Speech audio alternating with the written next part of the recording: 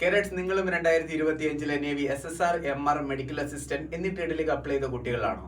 എങ്കിൽ നിങ്ങൾക്ക് എല്ലാവർക്കും വേണ്ടി ഒരു ഇമ്പോർട്ടന്റ് ഒഫീഷ്യൽ അപ്ഡേറ്റ് ആണ് ഞാൻ ഇന്നത്തെ ഈ വീഡിയോയിൽ ഷെയർ ചെയ്യാൻ പോകുന്നത്. നിങ്ങളുടെ അഡ്മിറ്റ് കാർഡിന്റെയും എക്സാമിന്റെയും ഫുൾ അപ്ഡേറ്റ് വന്നിരിക്കുകയാണ്. അതാണ് ഡീറ്റെയിൽ ആയിട്ട് ഞാൻ ഷെയർ ചെയ്യാൻ പോകുന്നത്. വീഡിയോ നിങ്ങൾ പരമായി നമ്മുടെ കേരളത്തിലെ എല്ലാ ഡിഫൻസ് ഗ്രൂപ്പിലേക്കും ഷെയർ ചെയ്യുക.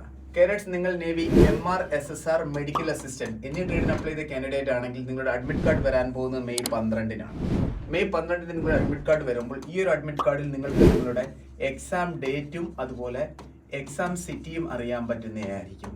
അതിനുശേഷം നിങ്ങൾക്ക് നിങ്ങളുടെ എക്സാം സെന്റർ അറിയണമെന്നുണ്ടെങ്കിൽ എന്നാണോ നിങ്ങളുടെ എക്സാം ഡേറ്റ് ആ ഒരു ഡേറ്റിന്റെ 72 അവേഴ്സ് മുന്നേ നിങ്ങൾക്ക് നിങ്ങളുടെ എക്സാം സെന്റർ അറിയാൻ പറ്റുന്നതായിരിക്കും. ഇനി നമുക്ക് ഡീറ്റെയിൽഡ് ആയിട്ട് നേവി SSR ആൻഡ് MRന്റെ കാര്യം നോക്കാം. നിങ്ങൾ നേവി MR ആണ് അപ്ലൈ ചെയ്യുന്നുണ്ടെങ്കിൽ നിങ്ങളുടെ എക്സാം സ്റ്റാർട്ട് ആകാൻ പോകുന്നത് മെയ് 22-നാണ്.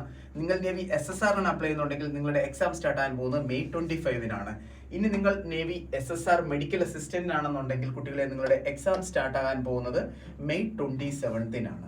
ഡീറ്റെയിൽ ആയിട്ട് എല്ലാ കാര്യങ്ങളും നിങ്ങൾക്ക് മനസ്സിലാക്കണമെന്ന് വിചാരിക്കുന്നു. Navy SSR, navy MR medical assistant എന്നീ ട്രേഡിന്റെയാണ് എക്സാം ഡേറ്റ് വന്നിരിക്കുന്നത്. അപ്പോൾ നിങ്ങളും 2025 നേവി SSR MR ME തിരഞ്ഞെടുക്കുന്ന കാൻഡിഡേറ്റ് ആണെങ്കിൽ ഉടനെ തന്നെ പഠിച്ചു തുടങ്ങുക.